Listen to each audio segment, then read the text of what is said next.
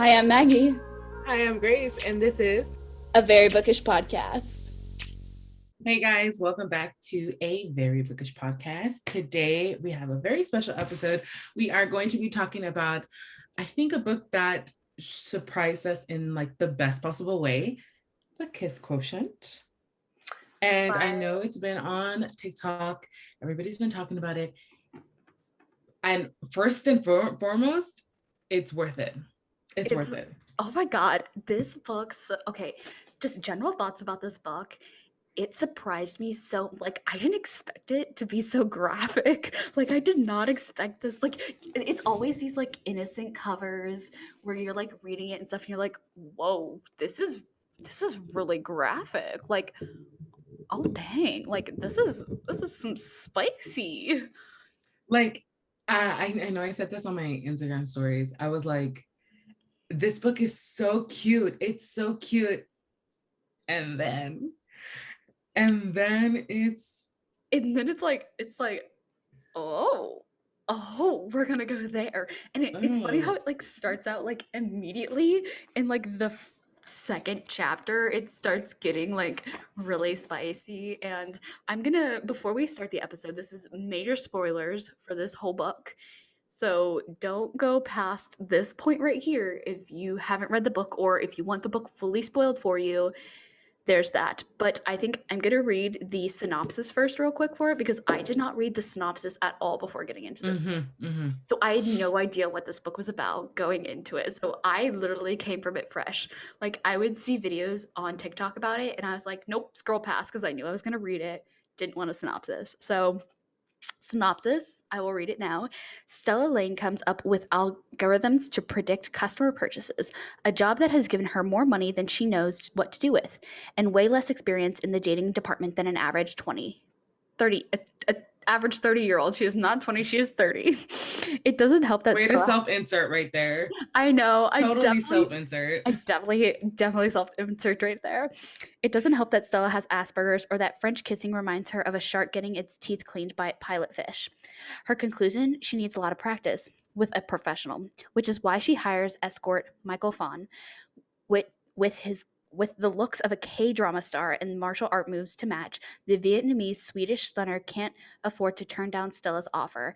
When she comes up with a lesson plan, he proves willing to help her check off all the boxes, from foreplay to more than missionary position. Even this like synopsis is making me like blush. Before long, Stella not only learns to appreciate his kisses, but to crave all other things he's making her feel. Their no-nonsense partnerships starts making a strange kind of sense, and the pattern that emerges will convince Stella that love is the best kind of logic. ... Christina Lauren, adorable, sexy, smart, one of the best books I've ever read in a long time. Christine Phan.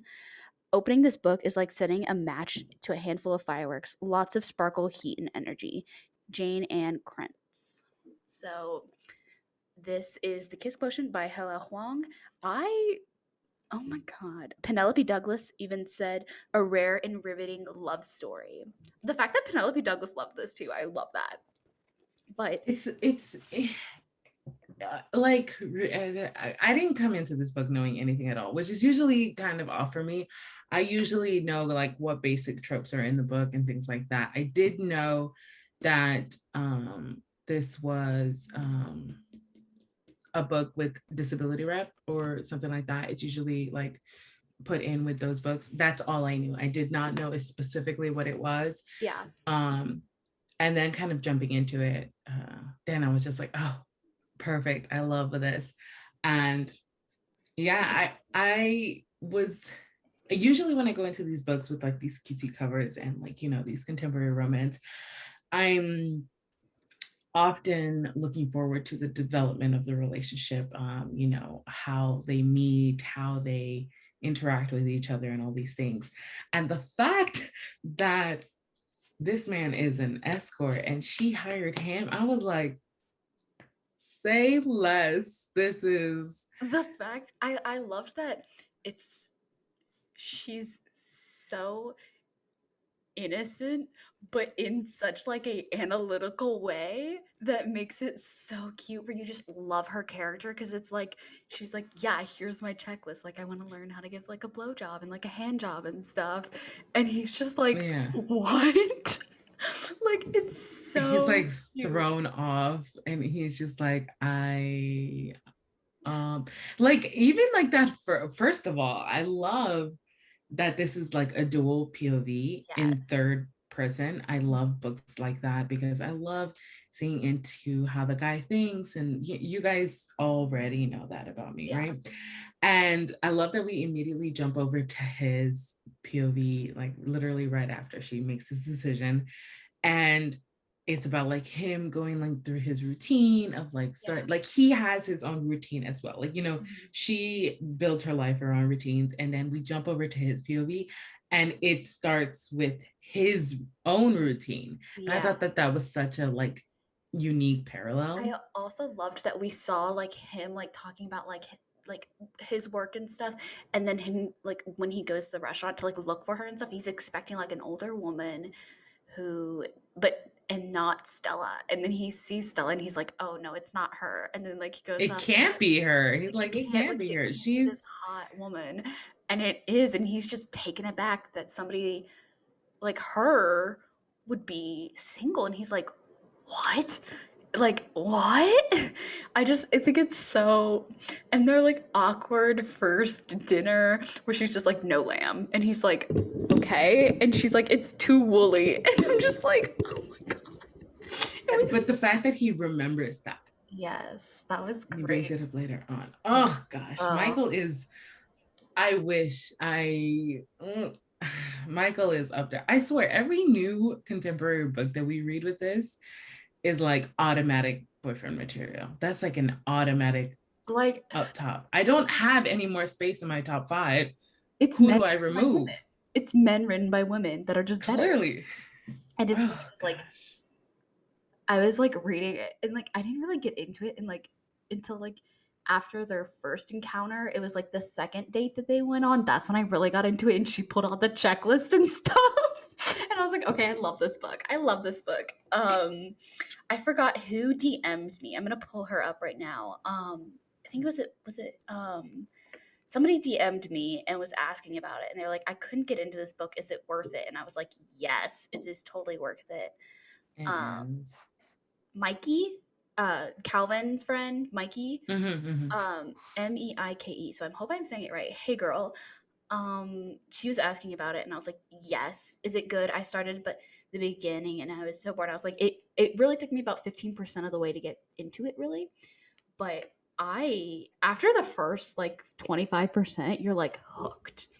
And it's funny because You this is know, a fake dating trope. I got into it page 22. 22, which is 22. Let's see. I want to know if you can tell exactly where I got into it. Oh yeah, when the smell.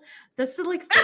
I like how like I'm like yeah the smell. Like I texted Grace last night and I was talking about like the smell. I was like, oh, she likes his smell because I immediately thought of Grace and I was like, oh my gosh, Grace is Stella. She loves smelling men, and it's funny because she hates the smell of cologne, but she loves like his natural scent, and that's something Grace always points out in books. It's when they notice the natural scents. Oh, that's like my thing. I am a big scent person and I hate, but like, I don't know what it is about scent. And like, you know, if you listeners who know what I'm talking about, you know what I'm talking about. Because like when your partner has like a certain smell, like you're like immediately drawn to it. And like when you're like in those first stages of like, you know, physical attraction, you know, yeah, you like them for the personality and everything, but then like their smell literally is like a drug. Like you'll smell them like as soon as they walk into the room, it's like a chemical reaction. Well, even Like he notices because when she first goes over to his apartment for the first time, she like dives it's, into his sheets and is oh like, my, and he's like, she looks like me, she's in pure heaven. And I immediately thought of you in that moment. I was me, like, that's I'm not lying to you. The first time I went over to my then boyfriend's house, I was all up in those sheets. I was all up in because it was just too much. And it's crazy because like, you know, you don't think that like you don't think it's going to be like that. You read books It's so and they talk about inconsequential. it. Yeah. Right. But then like when you actually have that like chemical physical attraction to someone, It's the pheromones. it's insane. It's insane because like I'm gonna tell you this.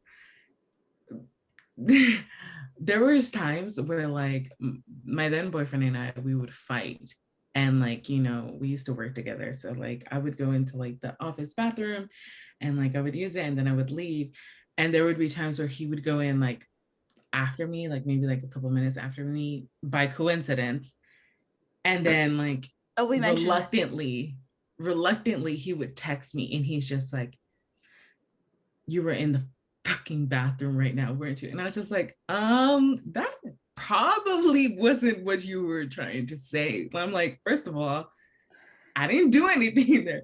And he's just like, he would start laughing, but he was just like, no, I can like smell you. And I'm like, dude, aren't you supposed to be mad at me? Don't. Yeah.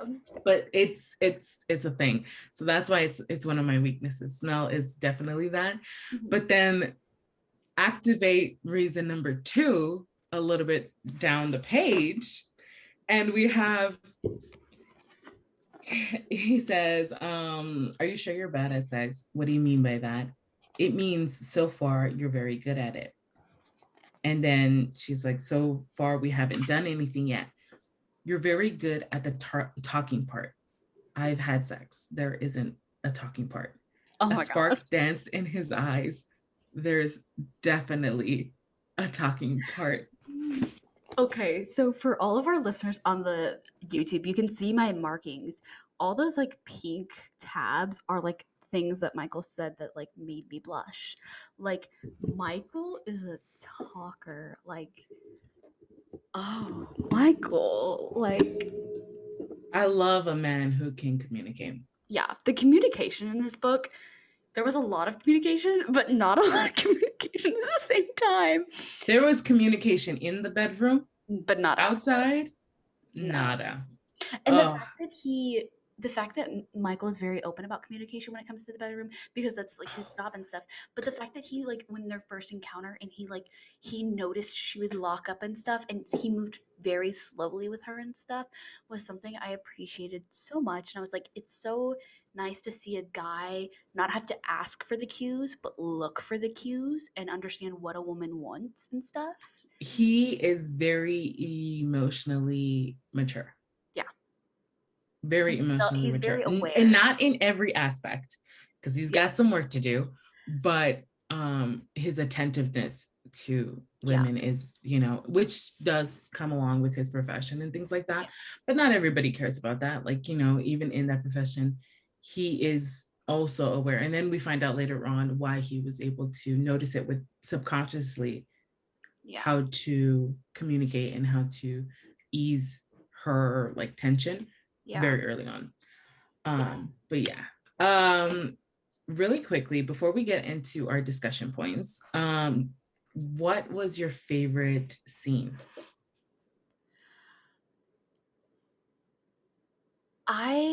I think my favorite scene was the ice cream shop scene where they were in the ice cream shop together and he like feeds her with the spoon and stuff.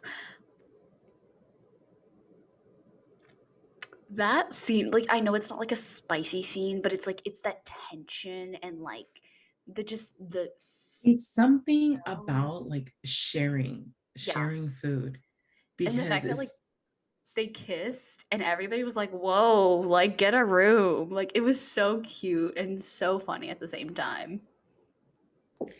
And like, you know, he's just like, you know, vibing with her and he's just being with her. He doesn't do that with his other clients right off the bat. Before this long-term practice relationship thing comes out, he's already being different. Yeah. Before he even subconsciously decides we're going to be different. Like that's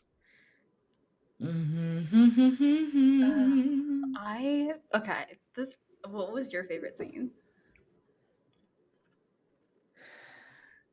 Um,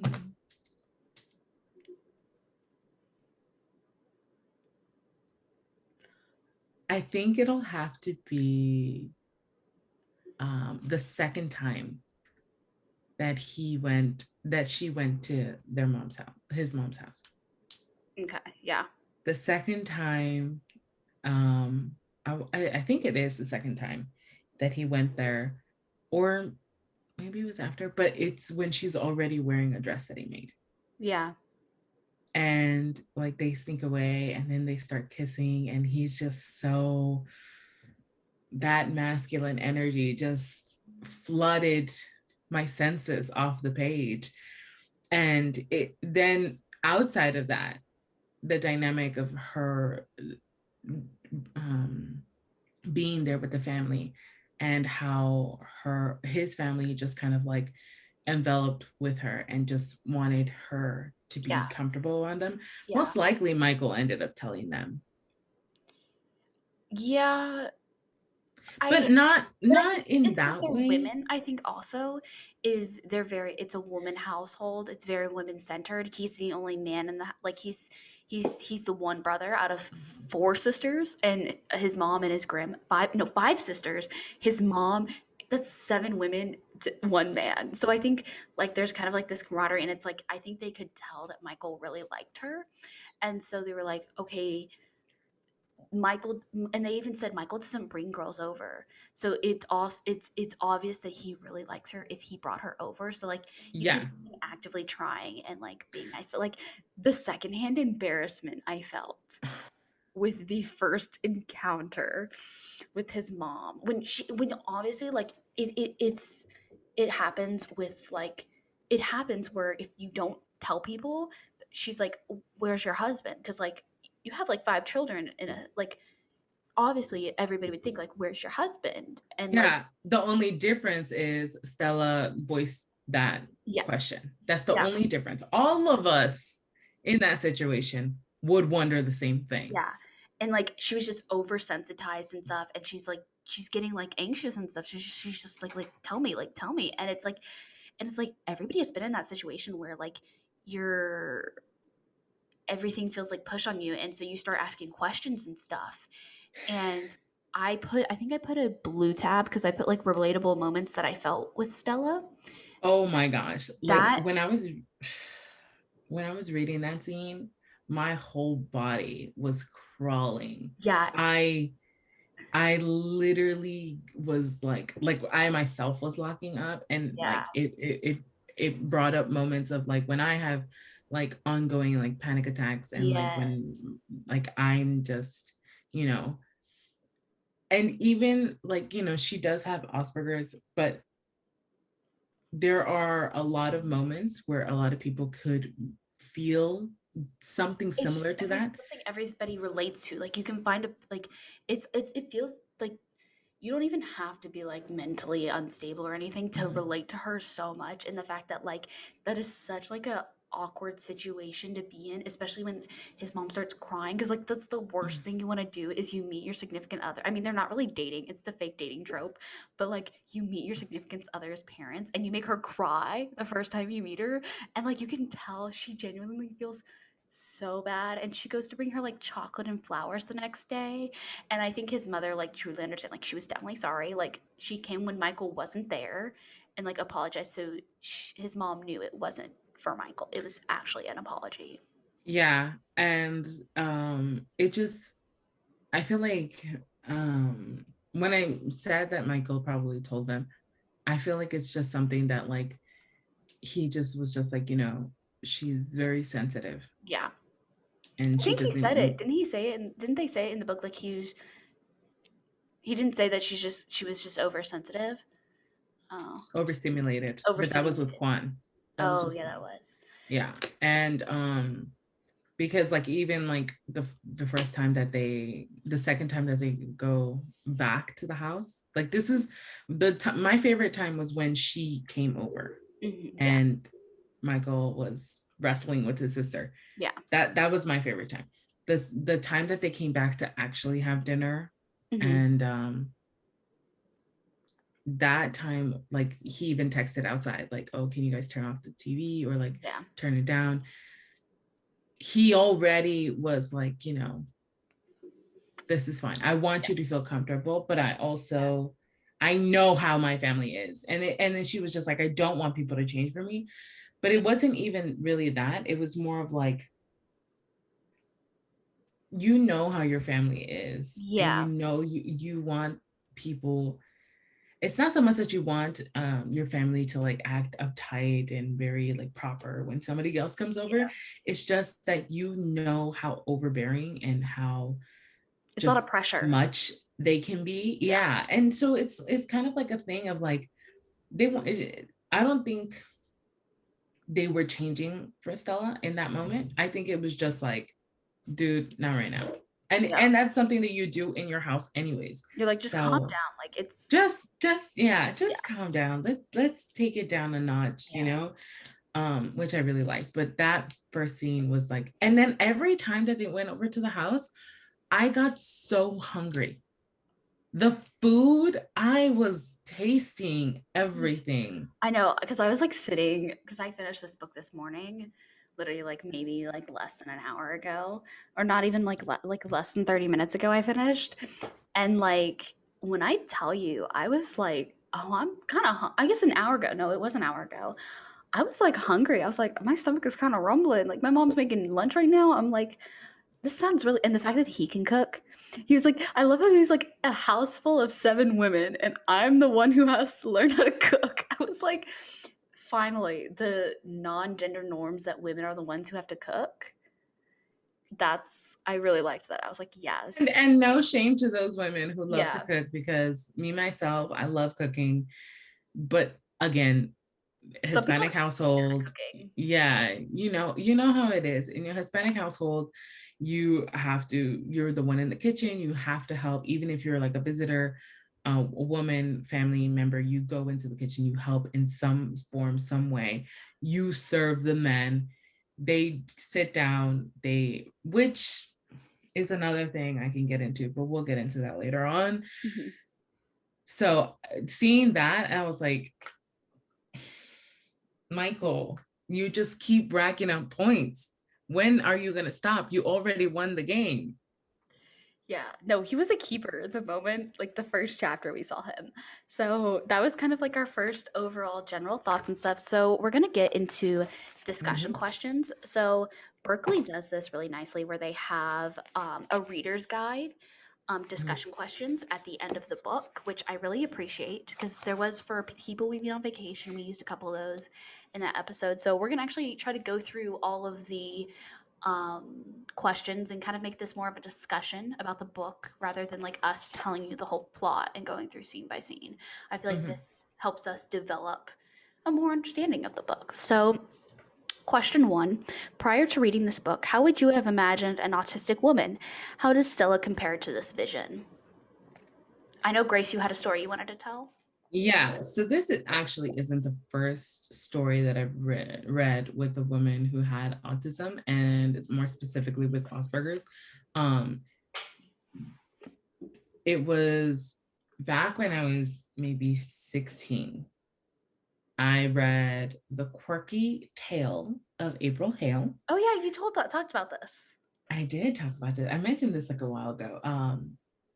Actually, not even on our podcast. I mentioned this on Raise Your Word podcast. On Raise Your Word. Yeah, because she asked about a Wattpad book. Yeah. So this book was on Wattpad.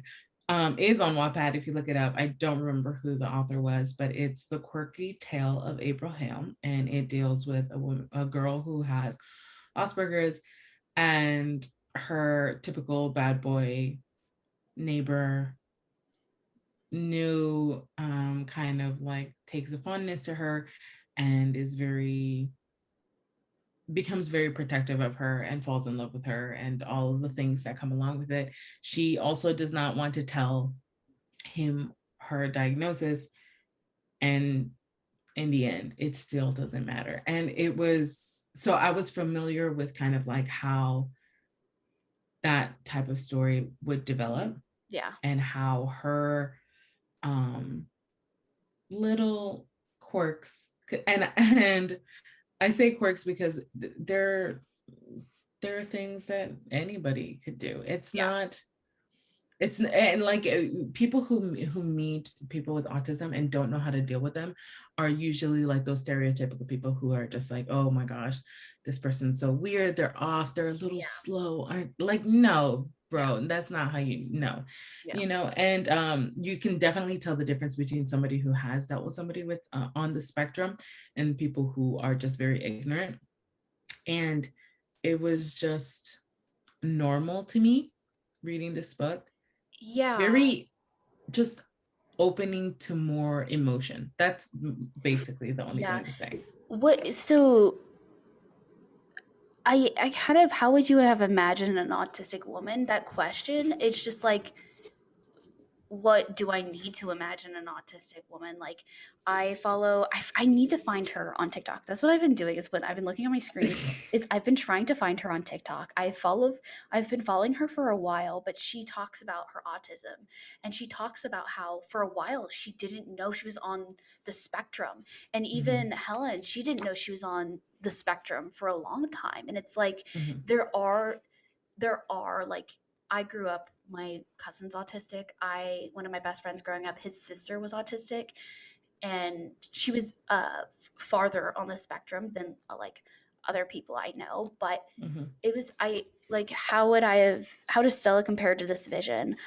I mean, I don't see autism as like one specific, like, oh, this is what an autistic person looks like, because autism, they call it the spectrum. It could be, there's many different things that fall underneath it. And so I I guess I didn't expect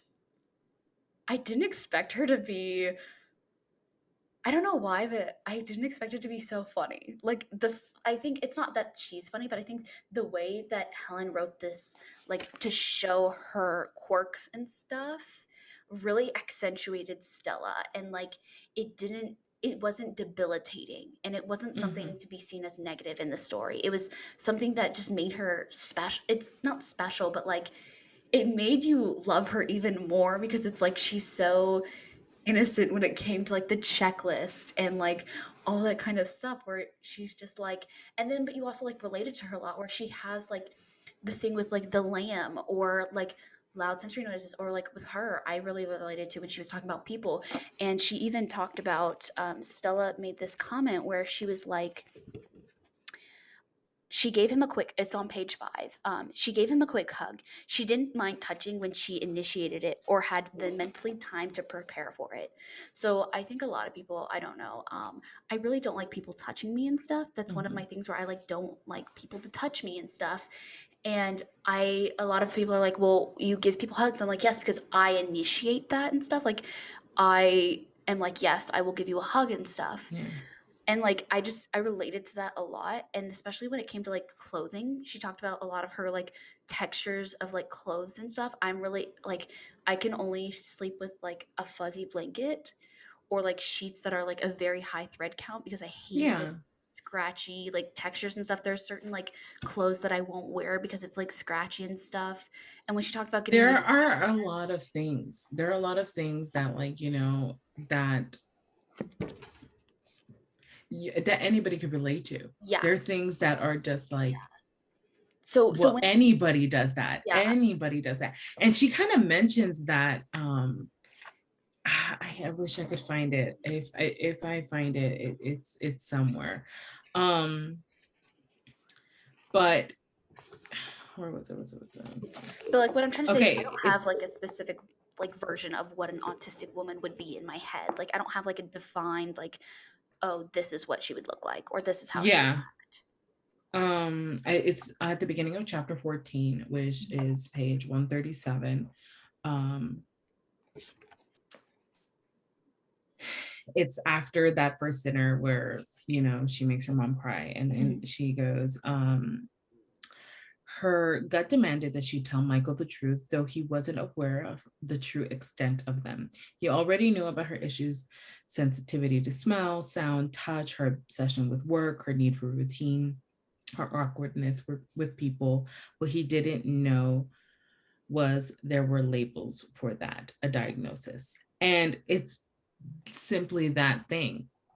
It's just like, oh, all of those things are put under this one label. When if you didn't know would what it encounter, was. yeah, if you didn't know, if you didn't even weren't aware of diagnoses of autism, you would just be like, oh, well, that's just something that you do. That's something that you have a preference for. That's something that you like certain things how they are. You work a certain way. That's normal. Everybody has a thing. Yeah. The only difference is Stella's things are labeled under a diagnosis. That's the only difference. He did not, never before he found out, before he realized, did he ever see her as lesser?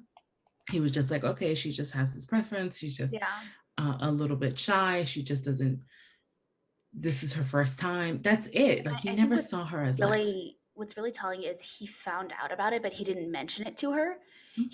He knew for a while. And I think that's really telling because that was like her her main like issue throughout the whole story was she didn't want him to know. And the fact that he did know and he didn't change one bit, I think really proved to her, but I think she overlooked a little bit, was like he knew for a while and nothing really changed. And it just, Micheal's another breed. Micheal's just another level, man. I mean, he's just another level. But like it's definitely that thing of like, she says right there at the bottom of that page, she desperately wanted to be accepted. She had a disorder, but it didn't define her. She was Stella, and she was a unique person. Literally every person can feel that. Not the disorder part, but like wanting to be accepted and having that overwhelming fear of not being enough. Everyone can relate to that. And that fear that she had was kind of like a non-issue, which we see later on, as it is. So answering that question, I would have seen her anyway too. Yeah. So the next question is, Stella was surprised when she heard her coworker Philip James had been asked out by their new intern. When it comes to heterosexual relationships, do you think men should be the initiators? What does it say about women if she asks a man out? Okay, so do you think, basically it's saying, do you think women should take the first step, ask a man out? I have two voices of thought on that. I wouldn't mind asking a guy out if I knew him and, interacted with him enough. But I would preferably, I would prefer a guy ask me out, only because I want a guy who can take charge, who knows what he wants, who isn't. Like I said before, I don't want my masculine energy to overshadow my partners. Yeah. And if I'm the one initiating everything, I feel like I am already, my energy is already taking over his. And for the partner that I'm looking for, I want his energy to be there. That's not to say that after we've gone out a couple of times that I won't ask him, because I do want, I want to ask my man out too. Yeah. So for me, I don't really care. I just don't care. I mean, I've asked a guy out before. I've asked him, like, we know my story of the bookstore guy. Like, I've asked a guy out before. Like, I mean, there is this kind of like thing where it's like, you kind of feel like what a guy feels, where it's like, is she gonna say yes? Is she gonna say no? Is she gonna think I'm weird? Like, but it's just a normal thing to experience. And like, for me, I just don't really care. Like, if I think it is just also has to do with like how sure I am if the other person would say yes or no. So like if a guy knew that I was like yes, but I didn't know if he was yes or no, I would want him to be the one to initiate it because I want to know that he's wanting it too. But if I knew he was interested, I would ask him. Like it's just that thing of, like it's that comfortability of like if I like yes I'll put myself out there, but it's like if I have any inclination that he would say yes, I would ask. But if I literally have no idea, I would rather him initiate it. And like it's that like recognizing that, yes, I want you. Like, I want to go out with you. It's more of that than it is like gender roles for me. Yeah. And I think part of it too is like when you do go ask somebody, like if I didn't know them at all, and like this is like our first meeting and like we're just chatting in line somewhere or whatever, would I be bold enough to ask him for his number? For sure. Yeah. I wouldn't mind doing that. But if I do know the person and I have like, you know, if we work together, no, not if we work together. If we both go to the same places, if we both go to the gym at that place or whatever, and I have known him for a little bit of time, I would prefer him to ask me. But if this is like a first meeting, I don't mind. Yeah. Because what's the chances of me seeing you again? Yeah. And I feel like people have to kind of be like, you know, guys also feel this way too. Anybody who feel this way about having to take that first step, you know, The you feel kind of anxiety like, of yeah, you rejection. know. And the way that I kind of looked at this, because before I was just like, oh, a girl could go ahead and do it. She should do it. Yeah. You know, and I was like that. So I've been both sides. But if you are going to go, my advice is, if it happens, it happens. If it doesn't, it doesn't. And you have to go in with that mindset. It's just like your life does not depend on it. If this What do you person have says to lose? yes. What do you have to lose? You don't have anything to lose. So if you're gonna go and ask a guy out or ask a girl out or whatever, go do it. Like it's not going to hinder you in the least. If anything, once you've done it, you're just like, well, I did it. I've done it. And that's that. You know, you have to be bold enough to go ahead and do it. Even if it's for like 2 minutes that you have, you're just like, I gotta be bold. You're freaking out before, but the moment that you do it, you did it, it's over. It's like if you go on a roller coaster, like your anxiety is like right before, but then as soon as you're on, strapped in, you go on the ride. As soon as you get off, you're just like, it's done. I did it. Moving on. Will I go on again? Probably not. No, you know?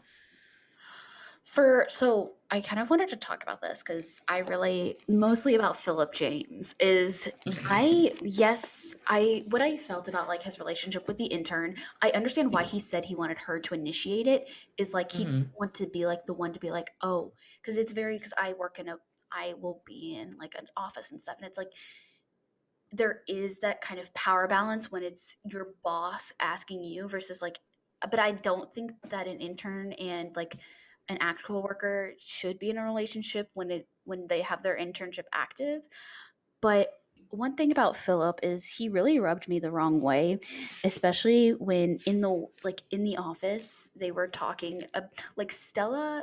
I think Stella was fine with it, but it still irked me the wrong way that he just asked her like openly. It was on page, I'm trying to pull it up. It was on page 7, and he goes, "Tell me, are you still a virgin, Stella?" And it just rubbed me the wrong way that was like if that was like if they were like talking like not in the workplace, I still think it would have been a little bit weird. But I was just kind of like, it just irked me the wrong way that he asked that question in the workplace, because this is like your place of work. This is where it's Stella is very focused when she goes to work. It's like she's talking about, she wants the data and stuff. She's not, work isn't the appropriate avenue to discuss this kind of conversation. Yeah. Like, yes, it was on like the off day and stuff, and he was just passing through, but like it just irked me a little bit weird because I was just like, Philip, this is not the time nor First the of all, to ask that question. But who asks a woman that question? First of all, not only to the question, let's go a little bit before that. You come into work to pick up a big old box of condoms. Come on, dude. Come on, my dude. Like you know. And part of my thing is he knew that Stella works on Saturdays. Yeah. So yes. He set that up. And I feel like part of it can be like, you know, he wants to seem like this sexual, you know, macho god man or whatever, you know, and he thinks that will entice her when clearly it doesn't. Coming out of left field, my dude. Yeah. Not it. It just was so weird. It was such an awkward thing where I was just like, I don't like this one bit. I did not like him from the moment that he stepped onto the page. I was like, no, you're not the one, my It gives me dude. the icky vibes. Very, very icky vibes. That's just something I wanted to mention about Philip because I don't think we could overlook that. It's just he felt very pushy and trying to be that like macho man when it was just and it's just like, dude, it's you're a nerd. He reminded me of those guys who are just like, oh, I'm an alpha, and it's just like, it's the beta male trying to be an alpha male. Sit your beta ass down. Like, no. So, honey. Kind of to move on to the next question, does it surprise you to see an autistic person exploring a sexual relationship? If so, why? We both were like, nope. Why does it matter? No. Like, I don't know if y'all have ever seen I think it's a British dating show for autistic people. Oh, and yeah. So cute because it's you don't see that a lot in media, which I think is a great, like, it's great to talk about and stuff, but it's like, why would it surprise you? Like, they're a person, they want that connection and stuff. It shouldn't surprise you at all. Literally all the questions that Stella had, 100% other people have had those same questions. Yeah. Any person. Yeah. Any person. She just feels more like a teenager when she's asking it and stuff, because she's like genuinely wanting to know, and she's like, okay, like, how does this work? And it's like when you first get in your first relationship and you're like, okay, what do I do? Like, how does this work? Like, it just feels like that, and it's so relatable. Okay, I'm gonna out myself a little bit. I also, oh gosh, my boyfriend in high school and I were friends for a while. We flirted and things like that for like a few months before we started anything. At the time, I was talking to some other guy who I'd never met before, but a friend set me up. But it was just like online conversation, but it wasn't really anything. Mm-hmm. Stopped talking to him, but my high school soon-to-be boyfriend was talking with me, and he always would ask questions like, "Oh, so how's so-and-so? How's that?" And I was just like, it's going, even though I wasn't talking to him anymore. And I wanted to make a move on this guy, so I did what I usually do. And I was just like, actually, I think I need some help. I'm actually going to meet him next week, and I'm so nervous. I have no idea what I'm going to do. No. Did you ask why are you nervous? Why are you nervous? And I was just like, well, it's been a while since, like, I've kissed anybody, and I have no idea, help me out.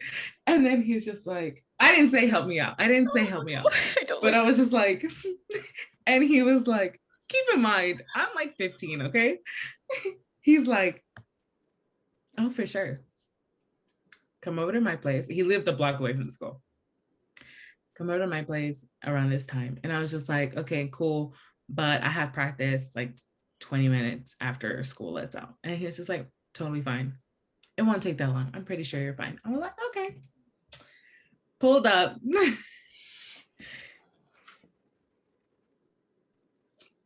We had nothing happened besides making out.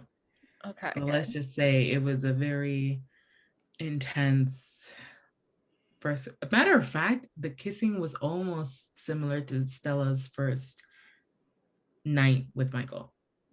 Okay. Yeah, where she's like, ugh. Yeah. Hold on, my mom's calling me. Keep talking. It was a lot of kissing, and then we pulled away, and then he's just like, oh, you're pretty good, pretty decent. Gosh, I'm outing myself so bad. And then I was just like, yeah, maybe I'm nervous. Let me try again. I pulled out all the stops. Whatever. I end up leaving, and that's that. And then it just became like, well, how about you help me out with other things? And let's just say I had my own little undercover study sessions with my high school boyfriend before we actually started dating. And it was like the most embarrassing thing to me, but it was also like one of like the funniest things. So when I was reading Stella, like going through her list, I was like, why is this me? This is exactly me. And it's just too perfect. But yeah. So if you think that I mean, sometimes that's how you got to go through with it, right? Sometimes you got to pull out the fake dating. And when I tell you it worked, but then it also worked because I feel like he also had like some type of a crush on me before. Because then after, I'm so sorry if my high school boyfriend ever finds this. I'm sorry. Um, then after, I think one night I was hanging out at his house and I was going home, and then he and I got into an argument because he wanted me to just tell him that we were hanging out because of him, like because I liked him.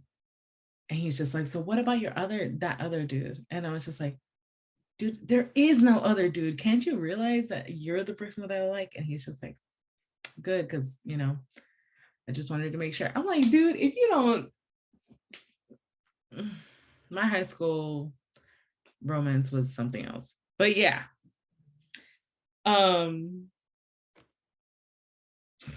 I really need to stop telling you guys all of these cringy stories of mine. It's just. Sorry, my mom was trying to talk to me about my haircut appointment. It's okay. Okay, so great storytelling, Grace. I was gone for like a hot second, so Grace, I'm gonna rewatch this and I'm gonna be like, didn't hear this before, but. Oh, you just missed the last part. It's totally fine. But yeah, that I was just saying, like that whole list, and let's practice all of these things and give me like the performance review, very accurate to me. I was just like, so how'd I do? Yeah. Did it work? Yes. Okay, so the next question, with regards to autism, people are divided between using first person language, i.e., a person with autism, and identity first language, i.e., autistic person. One of the main arguments for person first language is that it separates a person from their mental disorders. Many autistic people, on the other hand, prefer identity first language because they believe autism is an intrinsic part of who they are and have no wish for a quote unquote cure. Which do you think is right? Do you think it can depend on each person's individual circumstances and preferences? How do you feel when Stella tried to make herself fresh and fantastic? Why do you feel that way? So Maggie and I kind of talked about this before, and I said that my usual go-to is identity first. So I usually say autistic person. That's usually my go-to because, like it says right there, I don't. Their diagnosis is part of them. It's not. It doesn't.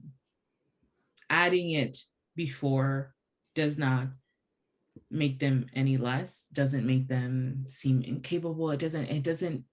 It's not anything negative, which again, I have been around and dealt with a lot of people, different people on different levels of the spectrum. So like, I am more You have that aware. teacher background for it. Yeah, and so it's just like a thing. It's just like an autistic person, and then that's it. It's like, okay, and what? Like I said, an autistic person doesn't. Honestly, exactly how it says it. They're not looking for a cure for who they are, because that is who they are. It's part of them. It's part of everything that they are. It doesn't take away from them being an actual person, because it's who they are. And then there's so much more added on to the rest of it, But then if a person did like if a person did come up to me and just be like, well, I'm a person with autism, then I would respect their how they want to be identified, and that's how they are. You know, it's different for everybody how they see it. I do not view anyone on the spectrum as anything different. It's just a person with autism, and that's it. Yeah, that's how it is for me. Like if the person like designates like this is what I want to say, I'll agree to that and stuff. But autism, I don't see, I mean, I'm not a person in the community, so I can't be the one to be like this is how they should, like this is what you should say and stuff. Um so I agree with what Grace said. But Yeah. how did you feel when Stella tried to make herself fresh and fantastic? Honestly, it kind of made me feel a little icky, and it was just like, babes, you don't need to. You Yeah, don't have to. I mean, it's everybody's insecurity not to be accepted for who you are. Mhm.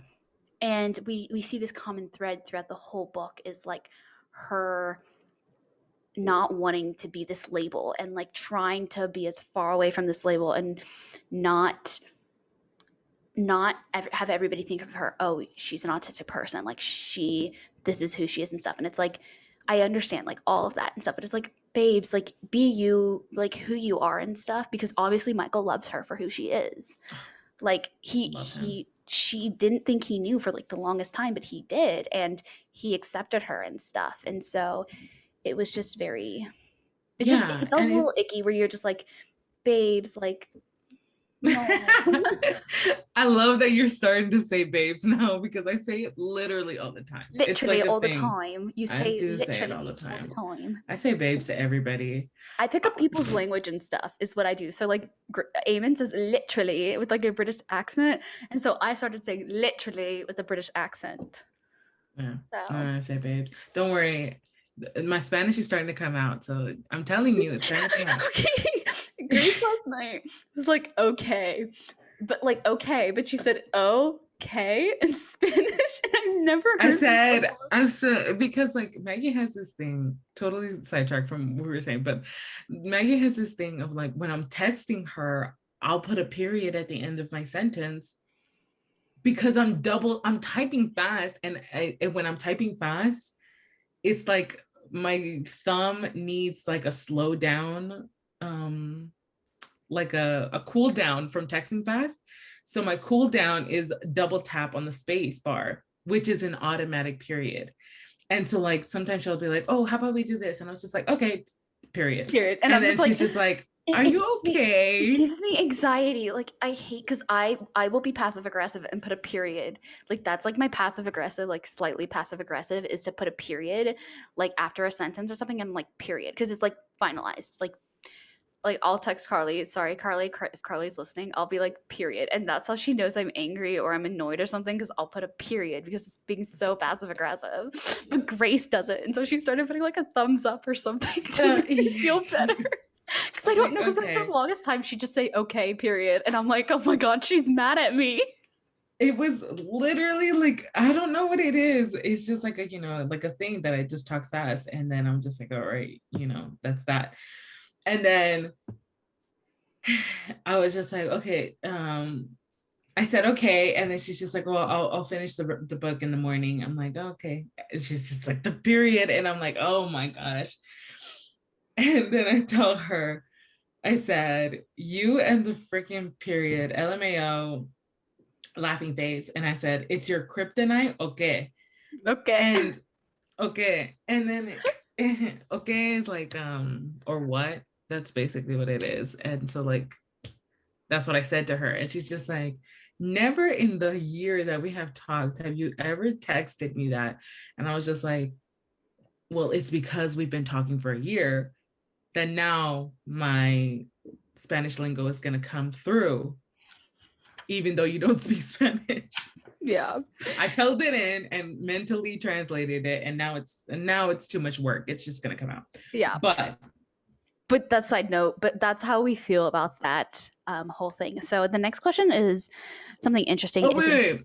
Last thing, the whole like Stella trying to change herself is like literally her trying to fit in, right? Yeah. And it's kind of that thing. everybody has dealt with it. All of these things that she goes through, everybody has dealt with it. And just like a minor tweaking, it's something that everyone goes through, and that's why it's so normal. I think that's what is important about the story, is it shows that yes, you can be on the spectrum, but like it's not what people will think it is. They're not different. Like it's everybody like has this idea, like we've all fallen prone to that, where it's like, oh, it's a person with autism, they must think different. Like, but it's like they might have a different way to process stuff, but they go through the exact same thing as us. And they're normal. They're normal people. Like they are people too. And I think that's what's very important and like the main theme of this story. Yeah. And even the fact that has to be said, that has to be said is like, it's just what has been generated by society for thousands of years. Yeah. So. Like that's not, to me, that's not an autistic person. That's Kenny. Yeah. That's Stella. That's Stella. Yeah.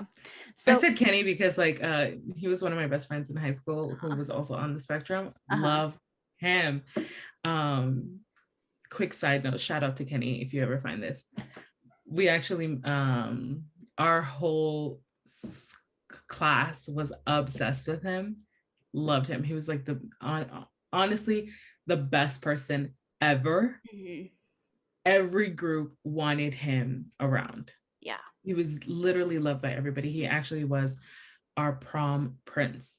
Yeah. And I just, my heart just started swelling when I started thinking about him. But yeah. Side note, moving on. Yeah. So the next question is, what do you think of Micheal's Friday night profession? Does it compare to your impression of a woman with that profession? If gender makes a difference, why is that? So Grace and I, we kind of talked before we went over these questions. And one of my things was like, I don't give a shit about his profession. What I care about is the way that the profession is portrayed between men and women. And like, when I was reading this, I was like, okay, so he basically, it's dates with the guarantee of like sex afterwards. But it's like, if this were a woman, she would be called a prostitute and she would be called a whore. And it's the fact, it's just like always in society. It's like men can do the same thing as women, but it be viewed as like, yes, good job. Like you're using your body for the work and stuff. And it's like the objectification of men in a better light than it is women. And I think it is very important to talk about this, because it's like, if we saw a woman do this, it's viewed as negative, and it's still viewed as negative to this day, where it's like, oh, you're a woman in the sex work industry, like, but then like male porn stars are like praised and stuff. It's like, oh wow, you can get all the pussy you want. Like, it's like it's that's the difference, I think, with this whole thing, is that like the connotations of the profession that society puts on each gender, and it's like, who gives a shit? Like, who actually gives a shit? Like, who gives a fucking shit? But I think it's like the reason behind him, like the kind of like fuck you to his dad of like becoming an escort. I low-key find it really, like, love it and kind of find it hilarious that like it's the ultimate like fuck you rebel to your parents, to be like, oh, I'm gonna do exactly what you told me to do, and I'm gonna make a hella bank off of it. And he does. And it's like, I mean, he pays for bills and stuff with it. That's the whole point. But it's like, it's that ultimate, like, stereotypical, like, rebel child thing to do. Yeah. I agree. I mean, I don't really see that's just his thing to do. And that's okay. Yeah. Okay. Did the beginning of this book make me consider hiring an escort? Maybe? Okay, no, me too, because she was like, she asked him if he could go to her mom's like banquet and stuff, and I was like, wait, if I have to go to a wedding in the future and I don't have a boyfriend, should I just hire like an escort to take me? And then I was thinking this morning, I was like, wait, I could just hire like an escort, and like, what if we have like this relationship where like we have so much fun that like we end up falling in love with each other? But then it's like that trap. But like that was that trap that Micheal was talking about, where he was like, he only goes on one date with each client because there are the crazy, Eliza, there are those crazy clients who fall in love because it's this fallacy of a relationship when it's you're paying him. And I fell into that trap too, and I haven't even hired an escort. Your mind just like ran away with it. Oh, trust me, I have been. I like that first date. I was just like, man, maybe I should. No, I can't. Yeah. I'm too emotionally. I'm an emotional octopus. I will latch onto you and just, but do I see anything different with him? No. Did it just now? How does daytime profession? It was just. Oh, wait! Before we get into that, really quickly, I want to point this out because I mentioned it to Maggie before, but I love how we have Stella in the beginning of the book, how she loves her routines and how she has a certain way of how she goes about things, how she when she gets home, she has like this thing of like her shoes, her purse, what else is in her routine? Right. All of these things. She has her routine of how she does things. And then immediately when we get our first chapter with Micheal, it's jumping right into his routine as well. Yeah. And how he starts and how he has his step-by-step process of how he does his things. And I loved the parallels between the two. Like, yes, he has his process because, he has to mentally prepare himself, blah, blah, blah. Yeah. She has a process because that's how she copes with anything. And that's how she needs to go on forward. And that's exactly why he has his own routine. And I thought that was such a cute little mirror of the two of them. It was just kind of going off of Michael's routine. I think it highlights, I think Micheal highlights the downfall of sex work. And it's like, it is very like, I don't know if y'all all follow her. Oh my gosh. Like how we knew exactly what we were talking about. The retired 20-year prostitute retiree. I like how Grace knew exactly what I was talking about. But like she talks about like I can't think of that song. I can't think of that song without. Yeah.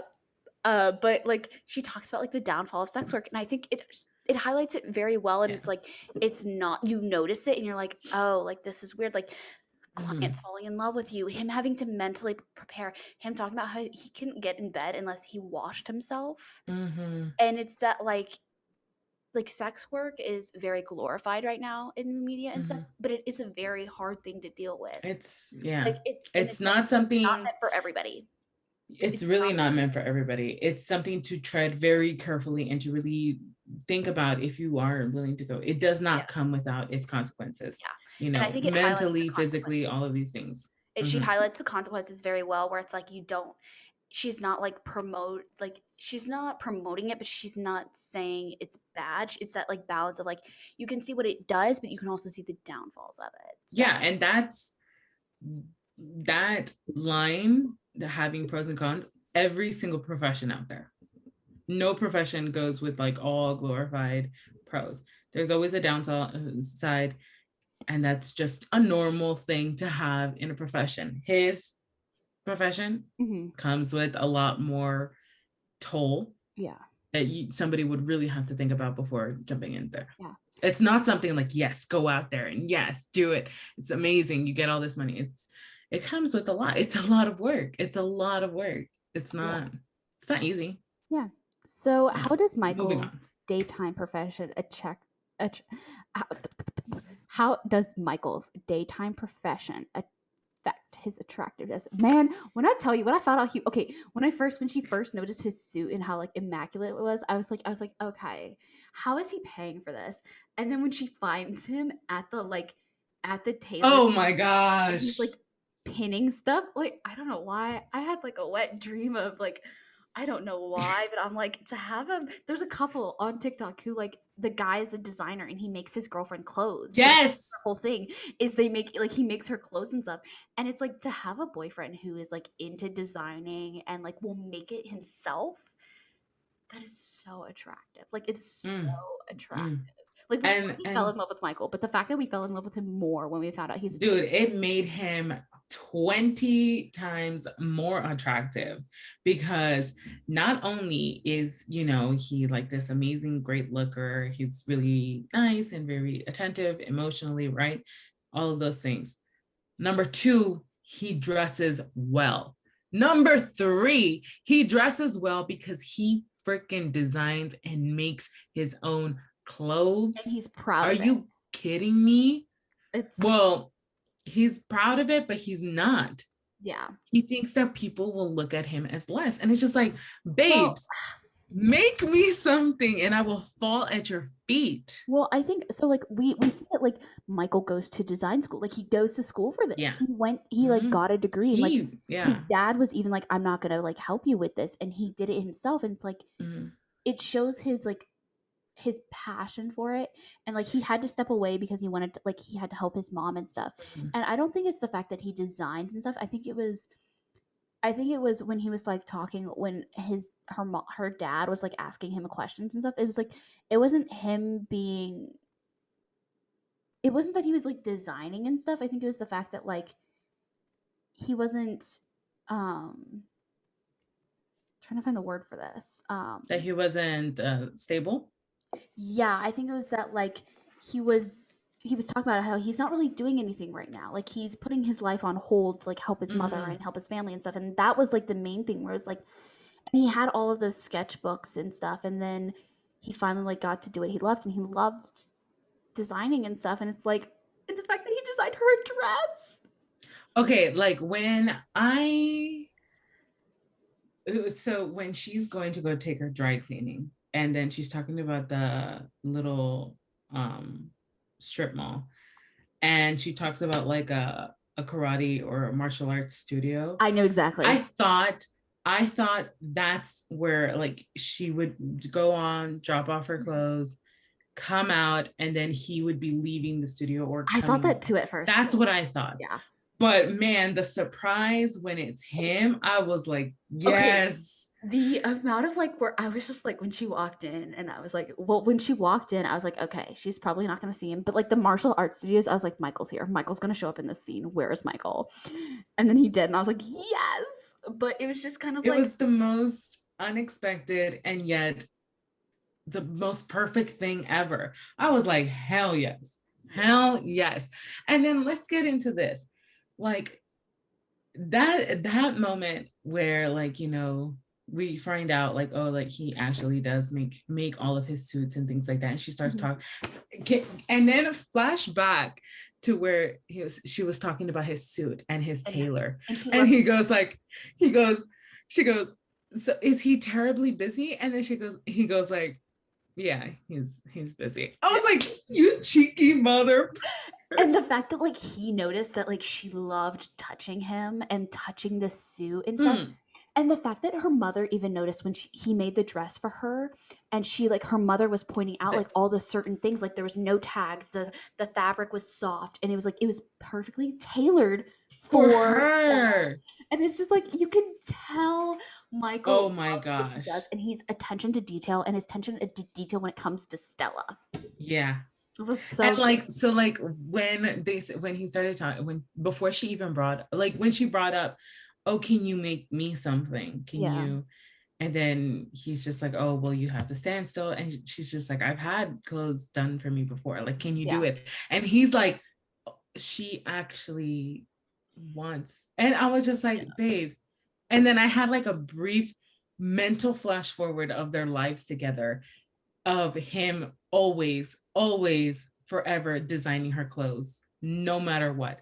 Any occasion. Okay. Kind of reminds me of like you will never have to buy clothes again. Kim Kardashian and Kanye when like his brand came out and she was the main like model and she was modeling all these clothes and he was the one who was like, okay, this is what you're gonna wear, like this is the outfit and stuff. Or like the TikTok guy who made his girlfriend outfits for TikTok. That's immediately what I thought. There's a TikTok couple out there. There's a TikTok couple out there where the man picks out his woman's outfits. Like every day for work. And it's because And the child, yeah. And it's because, like, you know, he has that attention to detail, and that's a way for him to show how he loves her. Like, people's love language is like all over the place. Everyone has a different way of expressing it.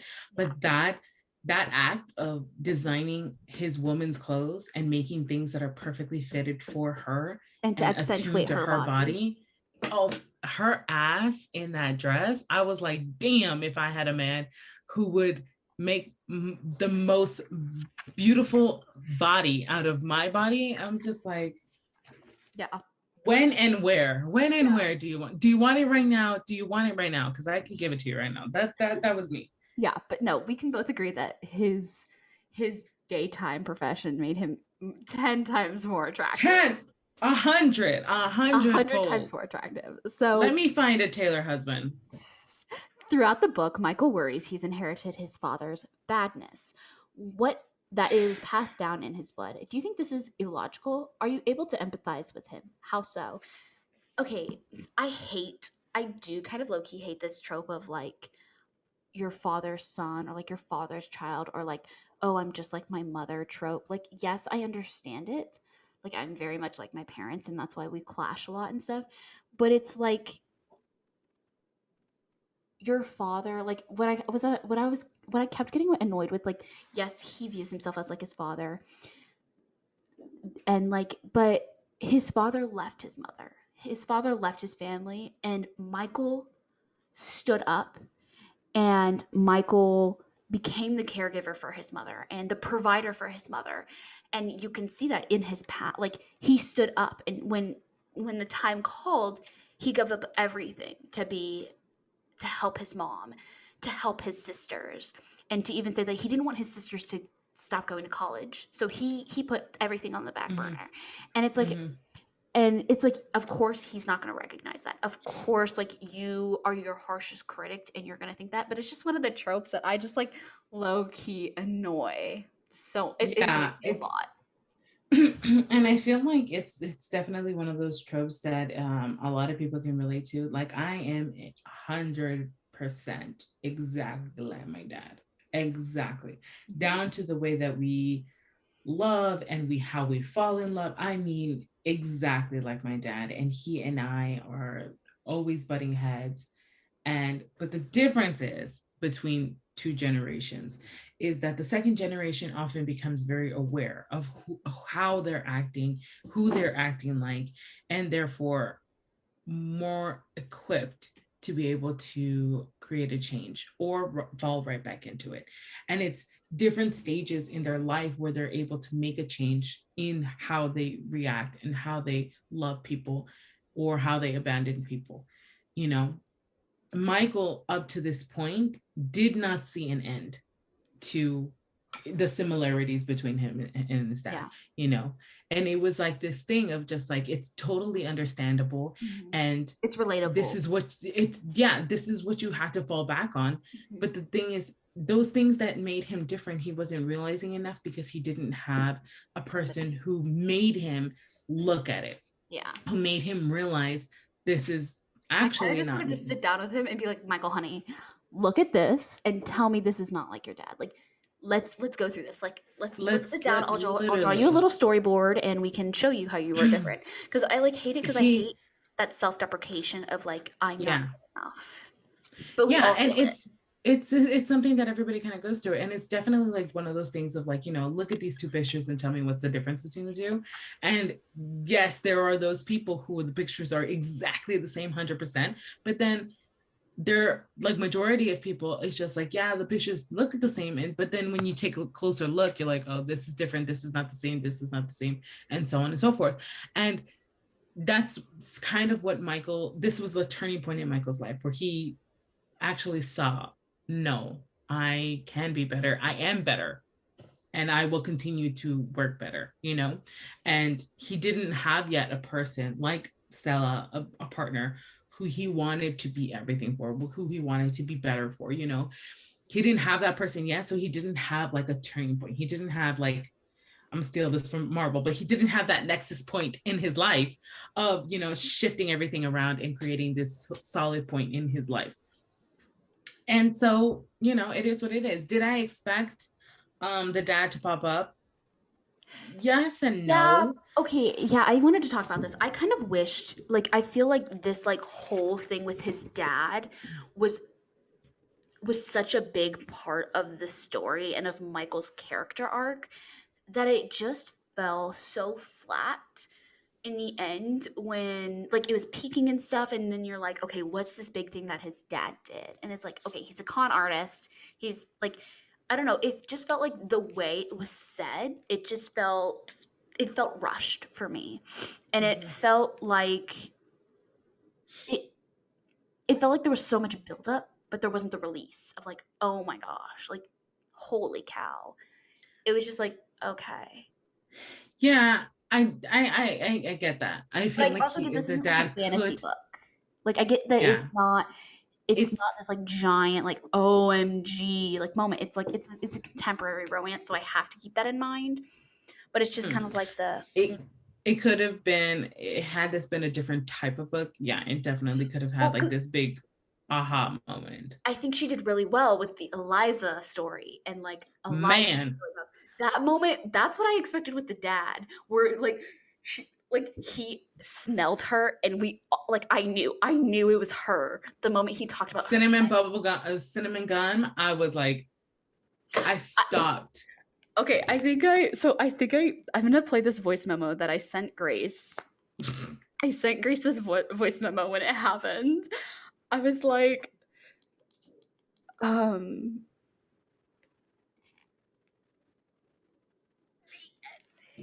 oh wait, no, that's not the right one.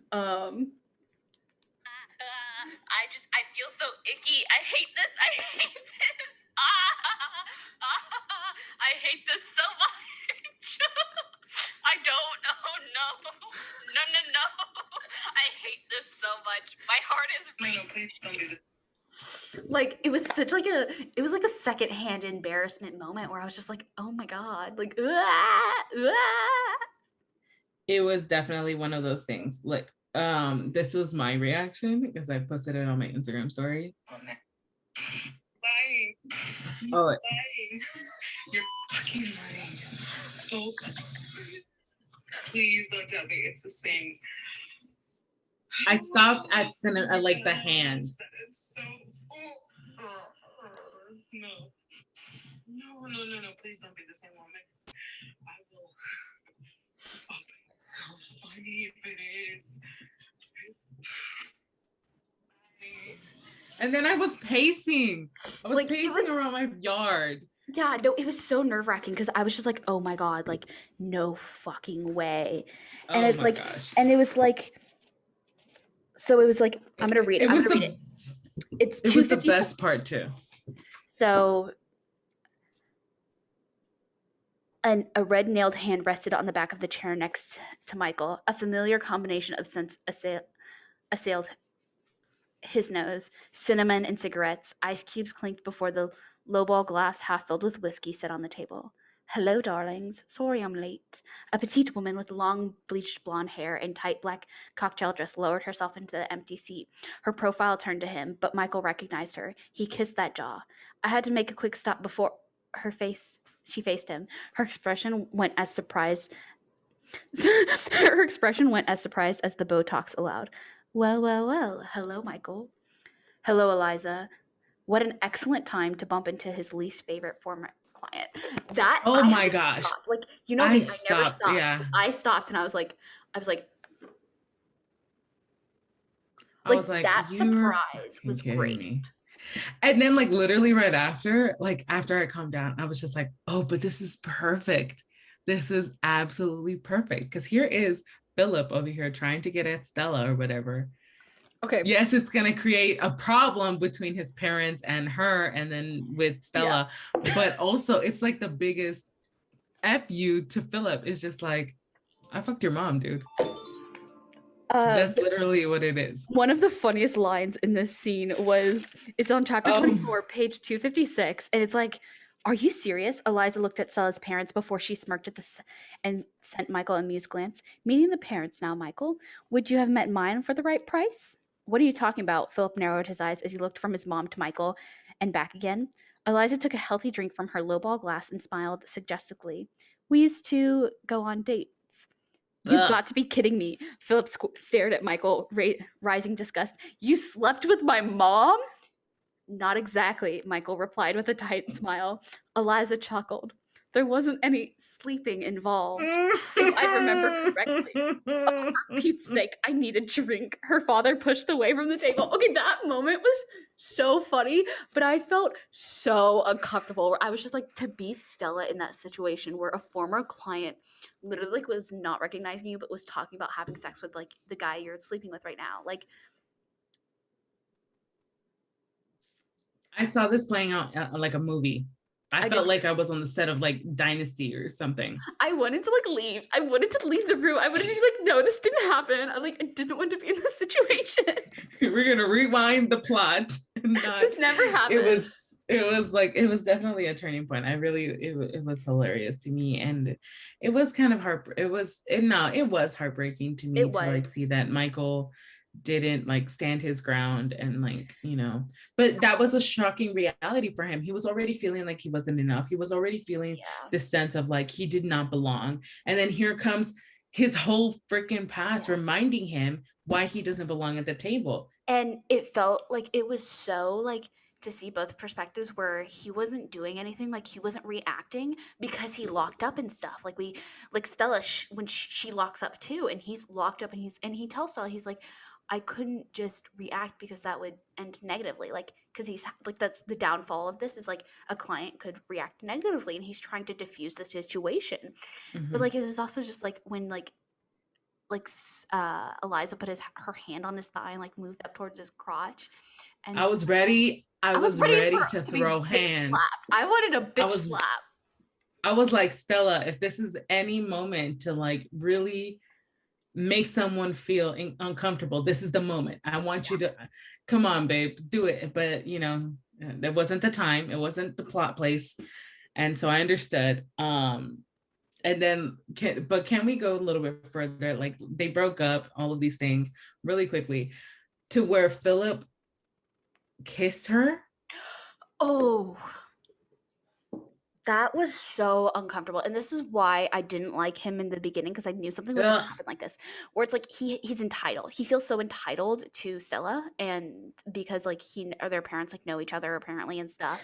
And it just felt so entitling, and like I knew it was going to happen, and that's why like I was like really icky from him from the beginning, because I felt like he was that type of person to like, and in the fact that like Michael showed up too, and Michael like was like, oh, but like, yes, that part. But then like the first part where he finds out, like he like, is there for her and everything. That scene in the bathroom. Oh my Lord. Oh, the first time. Yes. The first time. Okay. I was like, the bathroom scene was so good. The bathroom scene was so good. Like I was blushing. I was blushing. I was like, it felt so primal and like possessive. Like it felt like it was like the good possessive where it's like he wanted to remove everything of him. It's like, I'm gonna give you everything in this bathroom. And you're just like, and he was like, he didn't even like wait for her to take off her underwear and stuff. And I'm just like, oh. Sir. Michael, where are you? This is a Wendy's drive-through, sir. This is a Christian establishment, sir. I just laughed. Trust me, I was like, okay. So that part was really good. And then after they broke up, and they went on dinner, and Michael like saw them from across the street and was like, no. And then like he immediately started going, and Quan was just like, hold on. Yeah. Like, wait. And then he's just like, oh, he's asking for it. Let him loose. Yeah. Let him loose. He goes. And then like he immediately decks him. I was just like, yes. I was waiting for it because I was just like, when Philip was first like asking her out, and she's like, oh, I'm dating somebody. And then he was just like, oh, you don't, worry about it, whatever. And I was just like, please, in my stories, I was like, please tell me there's a moment where like he gets to go off, and he did. And I was like, perfect. absolutely perfect. And then the flowers, the groveling, and oh my That was gosh. really my favorite. The fact that he's like, I want like, and the fact that I think it was very important for her when she was talking about like, he was the one thinking like, oh, he was doing the right thing, but he sent the wrong message to her. And like, you saw that when she was like, but you, like, You said I wasn't enough. I Yeah, wasn't enough. And it's just like, he's like, didn't you think that it was ever me who wasn't enough? yeah. And it's just like, that's where the communication comes in, babe. That's the communication. We This is need where you tell more your of that. fears. This Babes, is where listen up. babes, listen here. Speak up, speak clearly, speak to the point. Okay. This is what we need, communication. And later on, you know, we see how it kind of develops.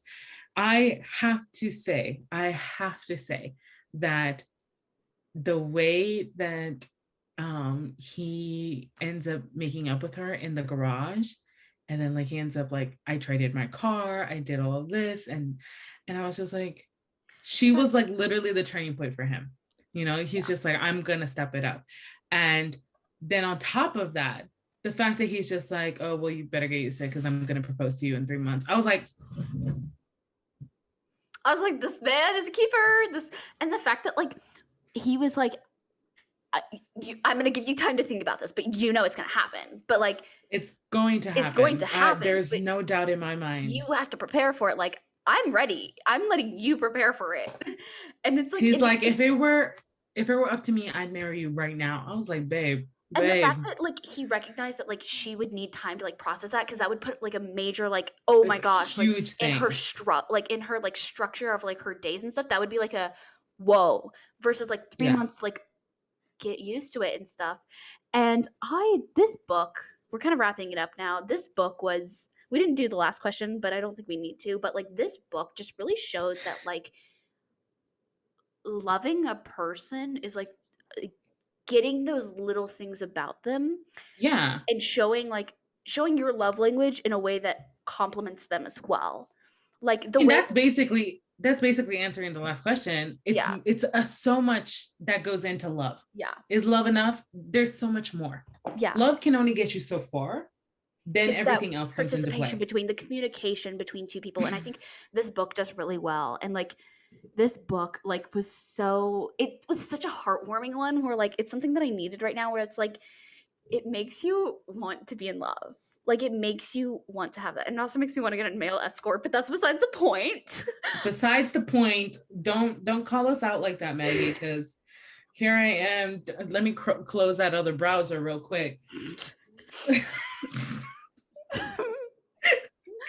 But that's kind of like what it is. It's just like there's a lot of work that goes into love in any type of relationship, whether it's with someone on the spectrum, a person from a different culture, all of these different things. Love is more than just love. It goes beyond that.